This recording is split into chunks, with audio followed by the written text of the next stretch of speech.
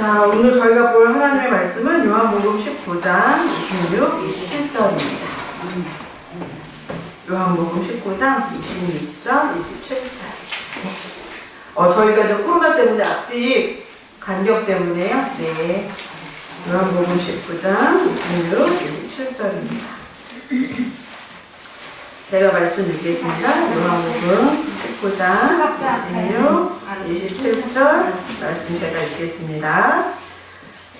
예수께서 자기의 어머니와 사랑하시는 제자가 곁에 서 있는 것을 보시고 자기 어머니에게 말씀하시되 여자여 보소서 아들이니이다 하시고 또 그 제자에게 이르시되 보라 내 어머니라 하신데 그때부터 그 제자가 자기 집에 오시니라. 아멘. 이 말씀은 어떤 말씀이신지 뭐 다 아실 거예요. 네. 예수님이 십자가상에서 이제는 못 박혀 죽으시고, 그러니까 죽으시는 그 죽음 앞에서 그 십자가에 달려서 이렇게 밑으로 이렇게 보시니까, 아래로 보시니까 자기의 뭐 어머니, 여기 이제 앞에 25절에 보면 이모, 그리고 예수님을 따랐던 또 여인들, 그 제자들이죠. 그리고 그렇게 나와 있는데 그 중에 이제 오늘 그 요한복음을 기록한 요한, 사도 요한이, 제자 요한이 와 있는 거죠. 그래서 그 눈이 이제 이렇게 쭉 보다가 어느 자리에 딱 멈췄어요. 누구한테 멈췄는가 했더니 자기 육신의 어머니 마리아와 그리고 자기의 제자인 요한에게서 그 눈이 멈춘 거죠. 그래서 자기 육신의 어머니 마리아에게 그런 이야기를 합니다. 보소서 아들이니이다. 그리고 이제 그 요한에게 그런 부탁을 합니다. 네 어머니라. 라고 하는 이제 그 부탁을 하고요. 그로 인하여서 27절 하반절에 보면 그때부터 그 제자가 자기 집에 그 어머니를, 즉 예수님의 어머니죠. 마리아를 모셨다라고 하는 말씀이 나오고 있습니다. 예, 핸드폰을 좀 꺼주시고 진동을 혹시라도 그렇게 하고 계시는 분들 계시면 좀 부탁드리겠습니다. 네. 오늘 요한복음 19장 26절에서 27절까지의 말씀을 좀 저희가 같이 보시면요. 교회 오셨어요. 자, 저 정리하고 가겠습니다. 카톡 울리지 않게 해주시고요. 네, 핸드폰 울리지 않게 해주시고요. 네, 이렇게 오래간만에 또 저희 같이 예배를 드리다 보니까 또 조금 이렇게 조정해야 될 부분이 생기네요. 네, 진동으로 하고 테이블에 울리지 않도록 무음으로 설정해 주시고 그렇게 해주시면 감사하겠습니다. 네, 저희가 이제 학교에서 팀으로 뭔가 이렇게 같이 모여서 이렇게 이제 레포트를 이렇게 작업을 할 때가 있어요. 작업을 할 때가 있는데 그 중에 저희가 이제 어떤 것들을 가끔 하는가 하면 그 이제 영화나 뭐 어떤 그런 거에서 그 영화의 어떤 주인공들이 어떤 상담의 대상이 될 수 있을까 뭐 이런 것들이에요.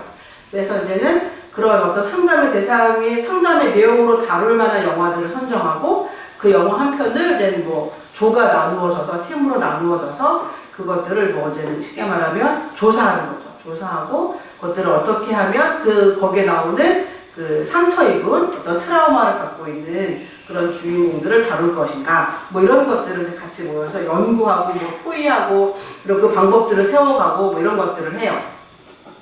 그래서 이제 그 중에 하나 봤던 영화가 전 영화를 좀 개인적으로 별로 좋아하지 않아요. 영화 보는 거를 좋아하지 않고, 특별히 무슨 전쟁 영화니, 막 사람이 죽는 영화니, 뭐 이런 거를 좋아하지 않아요. 왜 그러면 이게 잔상이 남는 거가 별로 이렇게 기분 좋지 않아서 잘 보지 않고, 너무 슬프거나 아픈 영화들도 보는 걸 좀 꺼려해요.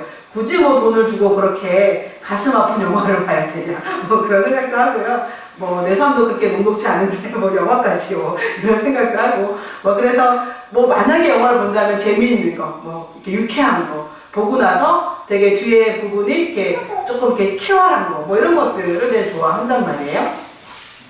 그러는데 근데 이제 그 학교에서 이제는 그런 것들을 친구들과 이제는 선생님들과 같이 해야 되다 보니까 그런 영화들을 하나씩 선정할 때가 있습니다. 이건 또 뭘까요? 네. 네, 그렇게 영화들을 선정할 때가 있는데, 그 영화 중에 하나가 이제 저희가 뭐 조커다고 봤었지만, 그, Rain Over Me라고 하는 그런 영화가 하나 있어요. 근데 거기의 영화가 그 내용이 뭔가 하면, 두 명의 남자가 거의 주인공이다시피 하는데, 그 주인공 역할로 나왔던 그 배우들 이름은 다 잊어버렸어요. 잊어버렸는데, 내용인 즉슨 무슨 내용인가 하면, 그 남자 한 사람, 그 두 사람 중에 한 사람이 아내와 딸내미가 둘인가 셋인가 하고 이제는 반려개까지 키우던 개를 잃었어요. 사고로. 어떤 사고인가 하면 아시는 것처럼 그 9.11 테러 있었죠. 2001년인가? 그 9.11 테러 때 자기 아내와 아이들과 그 딸들과 반려견이가 그 안에서 그 사고로 인해서 다 잃은 거예요. 근데 그러고 나니까 그 사람의 삶이 어떻겠어요? 완전히 이렇게 정말 완전히 망가진 거죠. 원래 치과 의사로 이제는 그 사람이 이렇게 준비되어져 있었고 이제 나가고 있던 그런 사람이었는데 모든 걸 잃어버린 거예요. 그러니까 모든 삶이 다 망가진 거예요. 그냥 다 망가졌어요. 정상적인 사람으로 살지를 못하는 거니까 외모는 정상인데 마음이 정상이 아닌 거예요. 황폐화돼 버린 거죠. 그래서 그 사람이 매일처럼 하는 게 뭐가 있는가 하면 밤이면 킥보드를 타고 뉴욕 그 시를 자기가 살고 있는 그 동네에서 막 헤매고 다니는 그런 모습으로 그냥 살고 있어요. 아무것도 못해. 관계하는 사람도 없고 관계할 수가 없는 거예요. 이 사람은 누군가 관계할 수 있는 힘을 다 잃어버린 거예요. 그러니까 자기의 삶을 추스릴 수 있냐? 추스릴 힘도 없는 거예요. 아무것도 없는 거예요. 일단은 이 사람이 자기 장모가 찾아와서 야, 이제 너가 이렇게 살면 되겠냐? 나도 뭐 우리 딸을 잃고 나도 사랑하는 손주를 잃지 않았냐? 근데 너도 이렇게 힘내서 살아야 되지 않겠냐? 뭐 이런 위로, 뭐 격려, 뭐 이런 이야기를 해요. 그랬을 때 이 남자 주인공이 무슨 말을 하는가 하면 그래도 쉽게 말하면 이제는 뭐 우리로 말하면 뭐 아버님 어머님이겠죠. 근데는 뭐 영어로는 뭐 다르게 표현하지만 그러니까 당신 두 분은 이제 두 분이 계시지 않냐. 서로 뭐 의지할 수 있는 두 분이 계시지만 난 아무도 없다라고 하는 표현을 해요. 그러면서 어떤 표현이 나오는가 하면 나는 지나가는 모든 사람들을 보면 내 아내로 보이고 내 아이들로 보이고 지나가는 세퍼트조차도 푸들로 보인다. 이 사람이 키웠던 멍멍이가 다 푸들인 거예요. 그러니까는 이 사람이 그런 말을 하는 거예요. 그러니까는 이 사람에게 그 어떤 사건, 모든 아내와 아이들과 반려견과 이 모든 사랑하는 어떤 존재들을 잃어버린 사건은 과거인데 이 사람에게 여전히도 과거의 사건으로 인해서 이 사람은 여전히도 고통받고 있는 거죠. 여전히 현재 진행형인 거예요. 근데 그것들을 누구한테 털어놓겠다는 생각도 못해요. 그러니까 털어놓을 수가 없어요. 그러니까 털어놓는 순간 이 사람은 어떤 생각을 하는가 하면 내 삶이 무너질 것 같다. 그러니까는 되게 웃기잖아요? 되게 말이 안 될 것 같잖아요. 그 상처를 털어놓고 치료받고 회복하고 뭐 이러는 게 이 사람을 더 이렇게 건강하게 세우는 그런 방법이라고 객관적으로는 보고 알아요. 그런데 막상 이 사람은 그것들을 털어놓는 그 순간 그러면은 이 사람의 삶이 다 무너질 것 같은 그런 어떤 생각, 그런 두려움에 사로잡혀 있는 거죠. 또 어떻게 할 수가 없는 거예요, 이 사람은. 또 말할 수도 없어요. 그러니까 이 사람을 누가 돕는가 하면 그 옆에서 같이 치대를 다녔던 친구가 있는데 이 사람이 우연히 자기의 친구를 발견했는데 이 친구가 킥보드를 타고 막 이렇게 뭔가 정신 나간 사람처럼 헤매고 다니는 그 모습을 보고 왜 그런가 하고 알아봤더니 이런 너무나 이제 정말 가슴 아픈 상황들이 있었던 거죠. 그래서 그 사람의 옆에서 뭐 어떻게 할 수 있는 상황은 아닌 거예요. 근데 지금 이 사람을 도와주려고 하는 이 친구도 어떤 상황이 있었는가 하면 자기 부인하고도 상황이 너무 안 좋아요. 너무 일에 치이다 보니까 그로 인한 스트레스와 업무의 과다로 인하여서 자기 부인과도 상황이 안 좋아요. 그러니까 이 사람은 엄청난 트라우마를 겪은 사람이라고 하면 A라고 하는 사람은 이 B라고 하는 사람은 그 삶에서 이렇게 자자자자자자하게 계속 받는 스트레스잖아요. 이거 저거 막 계속. 그래서 그 스트레스로 인해서 관계도 가족과의 관계도 자녀들과의 관계도 이렇게 자꾸 망가져가고 있는 그런 사람이에요. 근데 이 사람이 이제 자기 친구의 그 어떤 아픔이나 말로 다 할 수 없는 과거의 상처를 보고 이 사람을 계속 어떻게 도움을 줄 수 있는 길을 계속 찾으려고 해요. 그런 어떤 것들을 다루고 있는 이 사람은 이 사람대로 삶에서 상처가 있고 이 사람은 상처를 넘어서는데 저희는 트라우마라고 말을 하는 그 트라우마를 앓고 있는 사람이에요. 이 두 남자가 그것들을 어떻게 풀어가는지가 나오고 있는 영화가 When Over Me라고 하는 영화예요. 선생님들이 같이 모여서 얘기를 하는 거죠. 이걸 어떻게 다룰 거냐.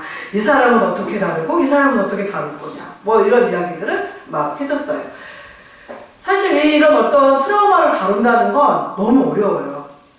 다른 것도 아니고 자기의 사랑하는 사람들을 잃어버렸잖아요. 이 사람 A라고 하는 이 사람은요, 일주일이 멀다 하고 부엌을 막 뜯어고쳐요. 왜 그런가 하면 그 9.11 테러가 있기 전에 이 사람의 이제 부인이 나 부엌 좀 고쳐줘. 주방이 이렇게 계속 불편하니까 주방을 좀 고쳐주면 좋겠어. 라고 말을 했는데 그걸 못 고쳐줬어요. 그러니까 이게 평생 가슴에 남아있는 거예요, 이 사람은.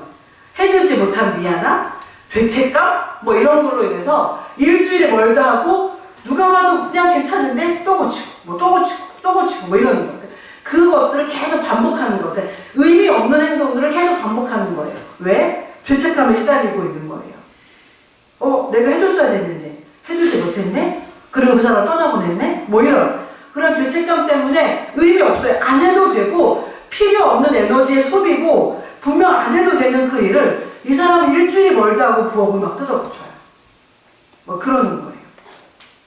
그 삶을 근데 어느 날까지만 하고 마는 게 아니라 매일처럼 반복하고 뭐 몇 달을 반복하고 몇 년을 반복하고 하는 그런 삶을 이 사람 살고 있는 거고 거기서 헤어나올 생각도 없고 헤어나올 의지도 없고 할 수도 없는 거예요. 이 사람의 옆에 있는 이 B라는 사람이 근데 그 사람 역시도 자기의 삶이 편안하냐? 그러지는 않아요. 이 두 사람이 이제 그 관계들을 하나하나 회복해가고 이 A라고 하는 그 트라우마를 겪고 가족을 다 잃어버린 트라우마를 겪은 이 사람이 어떻게 그것들을 회복해 가는지 이런 것들을 다루고 있는 영화예요. 혹시 나중에 시간이 되시면 보셔도 좋을 것 같아요. 슬프기 분명히 슬픈데 그럼에도 한번 봐둘 만한 영화라는 생각이 들긴 했어요. 들긴 했는데 제가 왜 이 말씀을 드리는가 하면 마음에 이게 한번 과거의 상처고 과거의 일이라고 이미 과거에 일어나서 끝났는데 어떤 상처는 어떤 마음의 아픔들은 현재 그 과거의 사건이 지금도 여전히 내 마음을 괴롭히는 지금도 여전히 내 마음을 아프게 하는 그리고 그것들이 여전히도 내 삶을 정상적으로 살아가는데 어렵게 하는 그런 사건들이 혹간 있어요. 그런 사건을 겪은 분들도 계시고 뭐 이 안에는 또 어떠신지 제가 다 알지는 못하지만 뭐 저에게 다 말씀 안 해주셔서 제가 모르는 부분들이 있을 수도 있지만 그런 트라우마 같은 아픔을 겪은 분들도 계세요. 또 어떤 사람은 아까 말씀드린 그 영화에서 나온 사람처럼 트라우마까지는 아니야. 그런데 지금 내 삶에 있는 여러 가지 정말로 말로 다 할 수 없는 다양한 스트레스로 인해서 자기가 정말로 좋은 관계를 유지해야 될 가족과 정말 자기가 사랑해야 될 사람들과의 어떤 관계 이것들을 자꾸 서서히 무너져 내려가는 것들을 경험하는 그런데 이걸 어떻게 해결해야 될지를 모르는 그런 어떤 어려운 가운데 놓여져 있는 사람들도 그런 분들도 계세요. 뭐 이 안에도 그런 분들이 계실지도 몰라요. 근데 이걸 어떻게 해결하고 싶은데 어디에 그 매듭이 있는지 어디서부터 그것들을 풀어야 되는지 그거를 찾을 수 없는 찾으려고 해도 그게 어떻게 해야 될까 어떤 생각도 할 수 없는 그냥 다 끝내면 되나? 라고 하는 그런 생각들을 할 수밖에 없는 그런 어떤 뭐라 해야 되나 상황에 환경에 놓여 계시는 분들이 계실지도 몰라요. 오늘 본문의 말씀을 보시면 요한복음 19장 본문의 말씀을 보시면 예수님께서 십자가에 달려서 자기 어머니와 사랑하는 제자 요한을 바라보시면서 한마디씩의 말씀을 건네시죠. 근데 저희가 예전에 봤던 그 영화가 뭐죠? 예수님의 그 십자가에 달리시는 어떤 그 내용을 이렇게 다뤘던 영화가 뭐였죠? 제목이? 패션 오브 더 크라이스트라고 하는 그 영화에 보시면 그 예수님이 십자가에 달리는 그 내용이 정말로 리얼하게 나오잖아요. 네, 정말로 리얼하게 나오는데 그거 보시면 저는 그 영화를 제가 두 번을 잘 못 봐요. 너무 마음이 아파서 두 번 잘 못 보는데 그때 한번 딱 보고는 두 번을 못 보겠더라고요. 정말 예수님이 십자가에 달려서 돌아가실 때 되게 아프셨겠다, 힘드셨겠다, 고통스러웠겠다 라고 하는 것들은 뭐 상상도 가고 뭐 다 되지만 그 또 시각을 통해서 영화로 그것들을 봤을 때 그때 제 마음에 이렇게 들어왔던 충격과 그 아픔은요 두 번 그 영화를 못 보게 만들더라고요. 네. 그러니까 같이 보셨을 거예요. 저희가 몇 년 전에 그 영화 나오고 사순절 때 그 영화 같이 한번 교회에서 봤던 적도 있었어요. 십자가 이렇게 딱 놓고 못을 이렇게 탁 하는데 여기까지 와야 되는데 거기까지 예수님의 손이 안 오니까 어떻게 해요? 팔을 쭉 당겨가지고 못을 팡 박는 그 내용이 나와요. 근데 한쪽은 이미 여기에 못이 박혀있는 상태였는데 그것들을 당겨서 이렇게 못을 박는 내용이 나오잖아요. 아, 저는 그때 그 장면을 생각하면 지금도 몸이 아픈 것 같아요. 근데 생각해보세요. 저희 뭐 정말 어디 바늘 하나에 몸만 이렇게 찔려도 제가 저희 방 뭔가 이렇게 치우면서 작년에 한 가을쯤이었나? 뭐 이렇게 저희 방 너무 이렇게 날려서 뭐 얼마나 날리겠어요. 근데 조금 이렇게 방 공간을 좀 넓혀야 되겠다 생각이 들어가지고 뭐 이것저것들을 빼고 뭘 하다가 손에 어딘가에 가시가 이렇게 팍 박혔는데 이제는 이렇게 보니까 찾지를 못하겠는 거예요. 근데 일단은 다 일을 끝내고 하자라는 생각이 들어서 하는데 몸이 안 좋더라고요. 그 가시가 조금 큰 게 깊이 박히니까 몸이 좀 안 좋다고 느껴질 만큼 손으로 뭔가 할 때마다 이렇게 온 몸에서 그게 느껴지잖아요. 가시 박힌 게 찌릿하면서 이게 느껴지잖아요. 가시 하나 박혀도 그래요. 사실 나중에 뺐는데 정말 생각보다 긴 나무 가시가 들어가 있었어요. 한 번에 못 찾아가지고 몇 번 이렇게 막 이렇게 살을 약간 이렇게 까면서 이렇게 뺐거든요. 근데 생각해보세요. 얼마나 이게 말로 다 알 수 없는 아픔이잖아요. 근데 그거를 누가 보고 있는가 하면 그 예수님을 육신으로 낳은 마리아가 보고 있어요. 저희가 한번 상상해 볼까요? 저희가 마리아라는 자녀를 낳아서 그 자녀를 정말로 하나님의 그 뜻 가운데 하나님이 그 마리아를 통해서 이 땅 가운데 구세주로 보내어 주셨지만 누구냐면 자기의 몸으로 낳은 아들이에요. 근데 그 아들이 자기의 눈앞에서 그런 고통 가운데 죽어가요. 마음이 어떨까요? 뭐 여기 안에서는 자식을 먼저 떠나보낸 분은 안 계시죠? 혹시 계시나 그러면 좀 용서를 구하겠습니다. 마음이 얼마나 아플까요? 그건 상상을 뛰어넘는 걸 거예요. 상상을. 자기 눈앞에서 몇십 년을 키운 아들이에요. 근데 그 아들이 그냥 뭘로 인해서 갑자기 죽었다고 해도 가슴이 내내 아플 텐데 저번에 어떤 아버지가 나오는데 그 아버지가 무슨 내용인지 모르겠는데 산에 깊이 들어가서 혼자 살고 있어요. 그래서 왜 그런가 했더니 자기의 아들이 어떤 사고로 인해서 거의 이렇게 병원에 누워있는 상황이었는데 의사한테 부탁을 했대요. 식물인간이라도 좋으니 살려만 줄 수 있겠냐. 근데 그렇게 할 수가 없다. 식물인간으로도 이 아이를 살려줄 수가 없다. 라고 병원에서 이제 이야기를 한 거예요. 그래서 결국 그 아들을 떠나보냈는데 그리고는 이 아버지가 자기의 삶을 놓은 거예요. 아까 그 영화에 나오는 그 주인공처럼. 그래서 아무것도 하기 싫더래요. 누군가 관계하는 것도 싫고 누구를 만나는 것도 싫고 말을 섞는 것도 싫고 일을 하는 것도 싫고 다 싫더래요. 다 놓아버린 거예요. 그리고 산속 깊이 들어가서 살고 있는 그런 아버지에 관련된 걸 한번 제가 얼핏 봤어요. 그래요. 네. 그렇게 이렇다고 해도 그 마음이 부모의 마음 막 찢어지고 어떻게 할 수가 없는데 오늘 저희가 마리아를 보고 있다라 저희가 한번 이렇게 상상을 해볼 때 마리아가 겪는 그 현장에서 자기 아들을 그러니까는 그 이 땅에 구세주로 왔고 정말 그렇다고 하지만 저렇게 처참한 모습으로 죽어가면서 인류를 구원한다라고 하는 어떤 목적도 있고 그런 것들도 다 있지만 다 알아듣겠고 다 이해도 했고 하나님의 뜻이 무엇인지도 알고 있지만 그럼에도 불구하고 그 아들이 십자가에 달려서 그렇게 정말로 비참하고 가슴 아프게 죽어갈 때 하나님의 뜻을 이루는 거니까 괜찮아 라고 할 수 있을까요? 우리의 모든 죄를 대속하기 위해서 십자가에 달려서 죽을 수밖에 없다면 그래야지 그래 대의명분을 위해서 대의를 위해서 그렇게 죽을 수도 있지 나는 괜찮아 그러실 수 있을까요? 좀 자녀를 키우고 계시는 부모님들 한번 상상을 해보죠. 내 아들이 내 눈앞에서 내 자녀가 내 눈앞에서 어떤 큰 대의를 위해서 그렇게 비참하게 죽어가고 있다. 그 죽음의 끝자락에 있다. 라고 할 때 그것을 처음부터 끝까지 다 보고 있는 상황이라고 하면 부모의 마음은 어떨까요? 상상하고 싶지 않으실 거예요. 아니 이거를 피해서라도 그래 대의가 뭐가 뭐라고 저렇게 내 아들이 죽어야 된다고? 내 자녀도 그렇게 죽어야 된다고? 이것만을 피하고 싶다라고 하는 게 혹시 아니 분명히 부모의 마음일 거예요. 지금 마리아는 그걸 다 지금 눈으로 보고 있는 상황이에요. 예수님께서 십자가에 달려서 지금 아마 상상해볼 때 되게 호흡도 고르지 않을 거고 지금 거의 곧 죽을 어떤 정말 그 상황이기 때문에 뭐가 온 몸은 피투성일 거고 머리에 가시면력을 썼기 때문에 얼굴이라고 멀쩡하겠어요? 온몸은 멀쩡하겠어요? 목소리가 막 힘있게 막 박력있게 막 그렇게 나오겠어요? 지금 제가 설교를 하고 있는 것처럼 이렇게 나오겠어요? 아니었겠죠. 그 눈에 비친 어머니가 그 예수님의 눈에 비친 그 마리아가 그 당시 마리아는 분명히 요셉도 그 남편도 먼저 세상을 떴던 것 같아요. 쉽게 말하면 이제는 홀로 남은 여인이에요. 물론 자녀들이 있지만 자녀들이 어느 정도 장성한 걸로 보여지지만 그 예수님의 눈에 비친 자기 어머니. 그죠?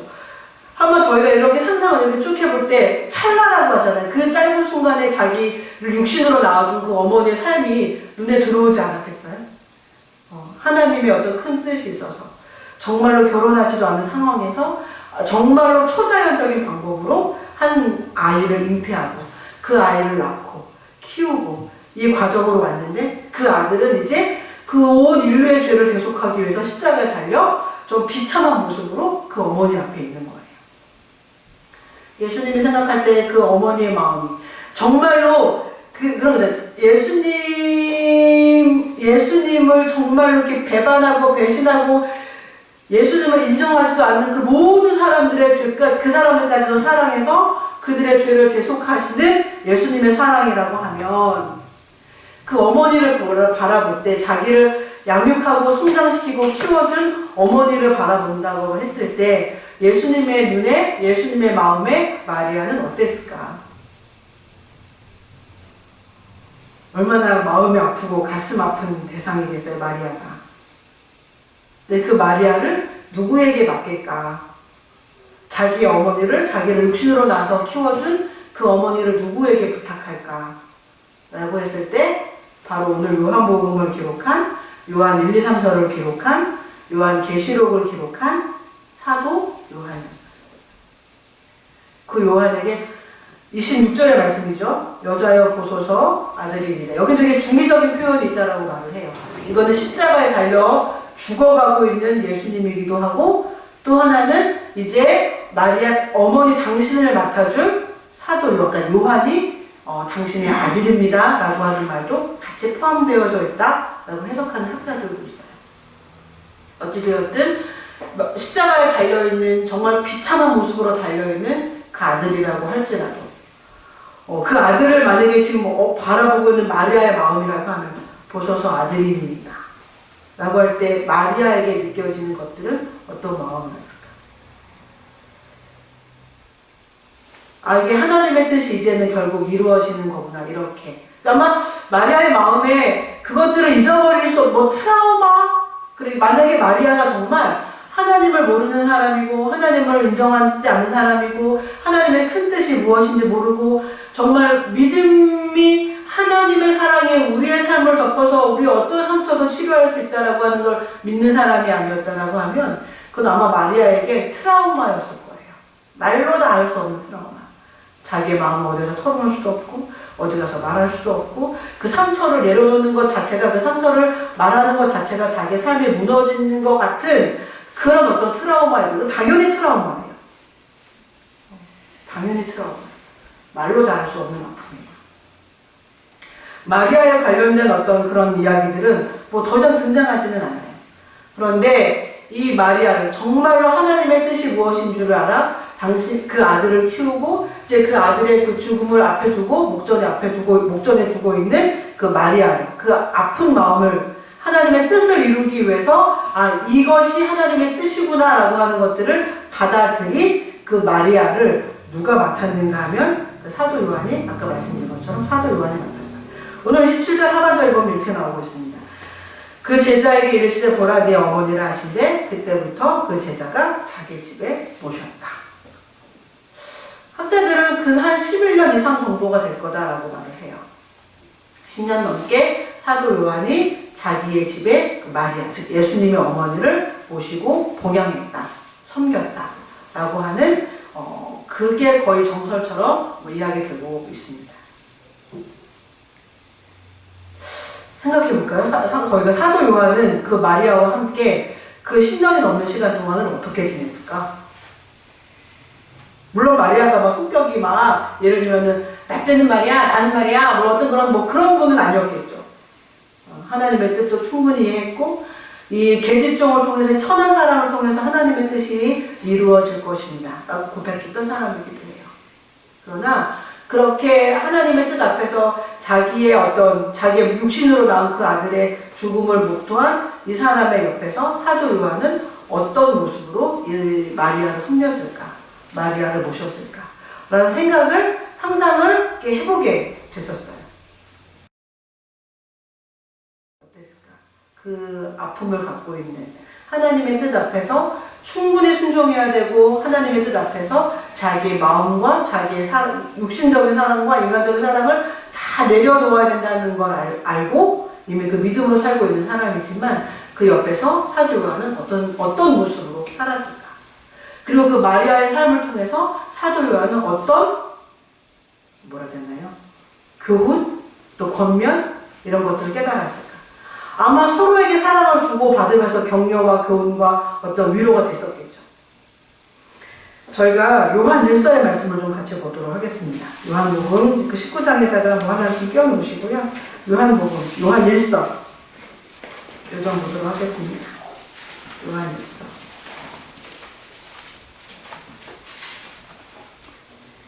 요한 1서 3장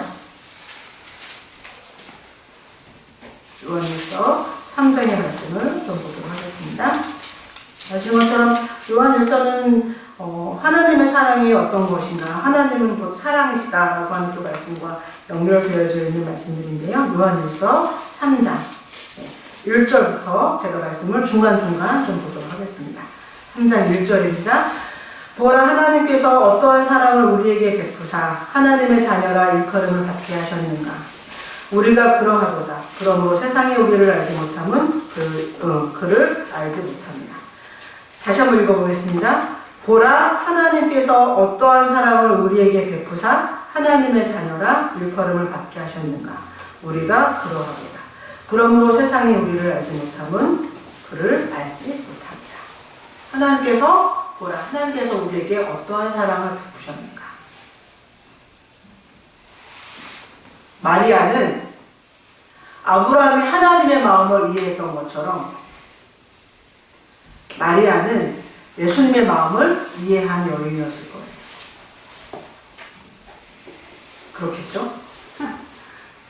하나님이 당신의 하나밖에 없는 아들을 온 인류의 죄를 대속하기 위해서 내어주는. 근데 내어줘서 그냥 내어주는 게 아니라 인류의 죄가 얼마나 극악무도한지, 인류의 죄가 얼마나 큰지, 하나님을 떠나 사는 우리들의 삶에 누적된 죄가 얼마나 크고 두려운 것들인지, 이 모든 죄를 대속하기 위해서 예수 그리스도가 그 모든 죄를 대속하기 위해서 십자가에 달려 죽는 그 죽음은 비참하게 이를 데 없었어요. 그럼 무슨 말을 하는가 하면 우리의 죄가 우리의 삶을 그렇게 비참하게 이끌고 갈 수밖에 없다는 것들을 동시에 의미하기도 해요.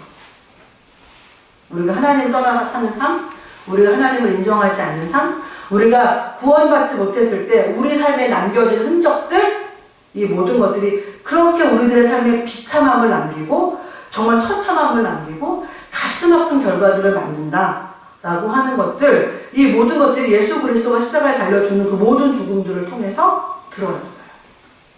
하나님은 그걸 아셨어요. 그러니까 당신의 하나밖에 없는 아들이 그렇게 그 십자가에서 모진 고통을 당하고 죽는다 라고 하는 것은 정말 이루 말할 수 없는 아픔이죠. 이 하나님의 아픔을, 이 하나님의 가슴 아픔을 누가 충분히 이해했을까요? 마리아였겠죠. 아마 마리아의 마음에 우리 인류의 죄가 이렇게, 우리들의 삶에 이렇게 비참한 결과를 만드는 것이 정말 저런 모습이었을 텐데 그 모든 죄를 예수 그리스도가 계속했구나. 그러니까 정말 가슴 아프고 정말로 말로 다 할 수 없는 아픔이지만, 그러나 하나님의 뜻이 온전히 이루어지기 위해서는 이 방법밖에 없다라고 하는, 정말로 인간이 갖고 있는 어떤 그런 정말 그 진리의 끝에서나 이해할 수 있는 것들을 마리아는 그 사람의 삶을 통해서 온전히 이해하고 받아들였어요.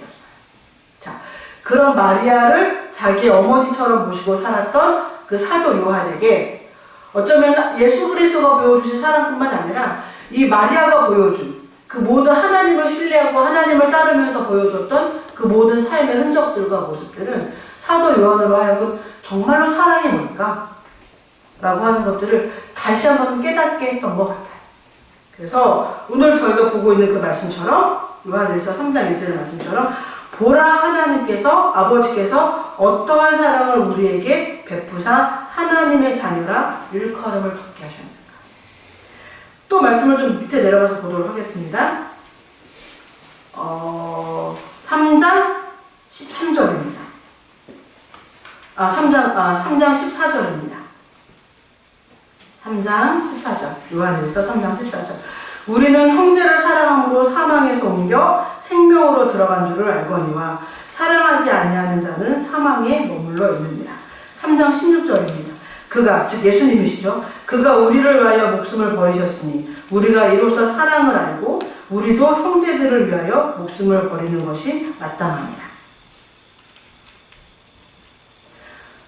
쭉 넘어가서 요한일서 4장입니다. 요한일서 4장 7절입니다.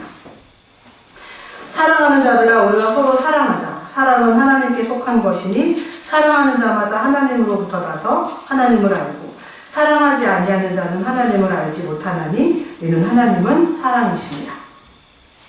하나님의 사랑이 우리에게 이렇게 나타난 바 되었으니 하나님이 자기의 독생자를 세상에 보내심은 그로 말미암아 우리를 살리려 하심이라. 사랑은 여기 있으니 우리가 하나님을 사랑하는 것이 아니고 하나님이 우리를 사랑하사 그의 죄를 우리 죄를 속하기 위하여 화목 제물로 그 아들을 보내셨습니다. 사랑하는 자들아 우리 하나님이 이같이 우리를 사랑하셨은즉 우리도 서로 사랑하는 것이 마땅하니라. 요한일서에서 계속 등장하는 것이 하나님을 사랑하시고 우리 공동체 안에 그 하나님을 안다라고 하면 우리 안에도 그런 사랑이 있어야 되지 않겠느냐라고 하는 것이 요한일서의 전체적인 주제이기도 합니다. 올해 저희가 시작을 해서 우리가 포도나무 대신 그 예수 그리스도에게 우리가 가지로 붙어있자 라고 하는 말씀으로 시작을 해서 계속적으로 저와 여러분들이 말씀을 듣고 있습니다. 우리가 어떻게 포도나무에 붙어있는 가지가 될 건가, 열매 맺는 가지가 될 건가 라고 했을 때 뭐 여러가지 뭐 사랑의 기술들은 있어요. 뭐 매너니 예절이니 뭐니 뭐 여러가지. 그러나 그 모든 것을 통틀어서 근본으로 우리가 뭐 누군가를 돌본다는 거, 뭐 도시락을 갖고 나간다는 거, 라떼에서 뭐 밥을 준비한다는 거, 뭐 커피를 준비한다는 거, 손님을 대한다는 거부터 시작을 해서 저 여러분이 살아가고 있는 그 모든 삶에서 뭐 매너, 뭐 기술, 뭐 여러 가지가 있겠지만 결국 교회를 통해서 저 여러분들이 성도라고 하는 저 여러분들의 가슴에 깔아야 될 건 하나님은 사랑이시고 우리는 그 사랑으로 구원을 받았고 그 사랑이 바탕이 된 삶을 저 여러분들이 살아가야 한다라고 하는 것이죠. 그것들을 잊어버린 채 저 여러분들 아무리 사랑에 관련된 기술을 습득해도 그거는 허공을 울리는 메아리와 같은 거예요. 저는 사도 요한이 아시는 것처럼 제가 뭐 몇 번 말씀도 드렸지만 사도 요한이 한 90세 넘어서까지 살았다라고 말을 해요. 전설에 의하면. 학자들도 그렇게 표현을 해요. 거의 그렇게 나와져 있는데 그 사도 요한이 나중에는 너무 기운이 딸려서 너무 기운이 없어서 나이가 있으니까 그랬을 때 그가 설교단에 서서 한 말은 다른 말이 아니었대잖아요. 여러분들 서로 사랑하십시오 라고 하는 거예요. 여러분들 서로 사랑하십시오. 근데 그 말을 듣는 많은 사람들이 감동을 받았다는 거 아니에요. 서로 사랑하십시오.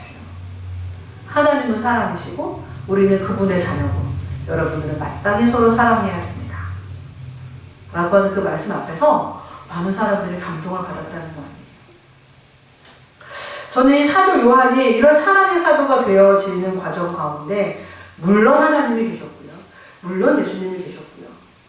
또 그 안에는 정말로 그 육신으로 낳은 그 아들을 떠나보내면서 그 그 안에서도 끝끝내 하나님의 말씀 앞에서 그 삶을 지켰던 마리아의 삶 또한 하나님을 향한 마리아의 사랑 또한 이 사도 요한에게 너무나 큰 영향력을 주지 않았을까라는 생각들을 해보게 되었습니다.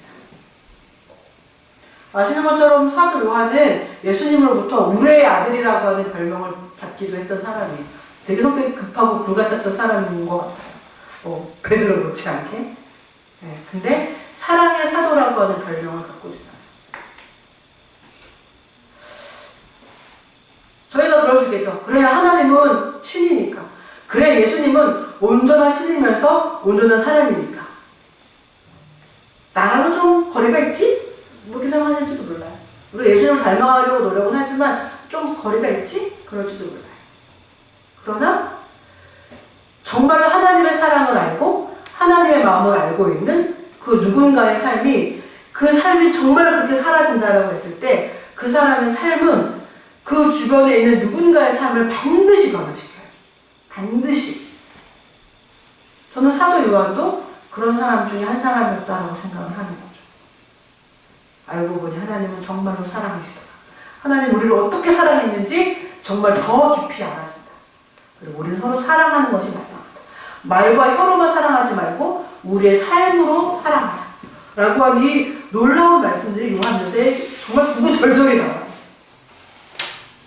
저 여러분들은 요새 어떤 사랑을 하고 계십니까? 저 여러분들이 하고 있는 그 사랑은 과연 누군가의 삶을 변화시킬 수 있는 그런 깊이 있는 사랑인지,